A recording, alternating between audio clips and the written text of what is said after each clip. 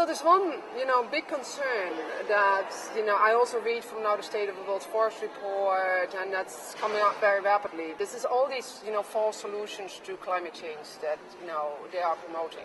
And it's not only large-scale tree plantations as a whole, but especially now you've got this very scary idea of biochar, which basically promoting this huge takeover of pieces of land, and then they say it's not forest, but of course it's very often regenerating forest. It's savanna lands that are just being recuperating, and they cut everything down again, and they plant these large-scale tree plantations, and then they, cut the timber, they cook it in a microwave, and they try to put it underground, and they pretend that's a very effective solution to climate change because you basically put this charcoal back in the ground.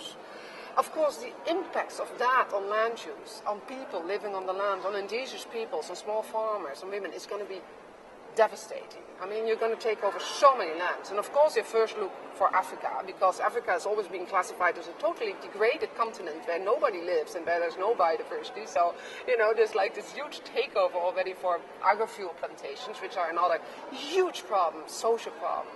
Human rights problem at the moment, particularly in Africa, including Yatrafa. And then the other scary thing is indeed genetically modified trees, which is partly for, biochar, but partly also for second generation agrofuels, which there's now a lot of experiments of, trying to grow these trees from which you can much easier make agrofuels, biofuels, and also biomass. And the scary thing is that, they can so easily contaminate natural forests. And because trees need a long time to flower, by the time the impacts are getting known, we're talking 10, 20 years, and it's too late to get them out of the forest again. And we've seen that in GM crops, in genetically modified crops, where the contamination of other crops has been a huge problem.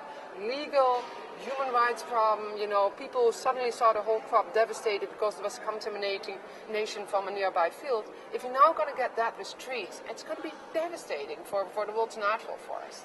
So these are very scary developments, and we're very afraid that this climate debate, is very much stimulating these new and innovative solutions, technologies, without, taking into account the tremendous risks attached to them.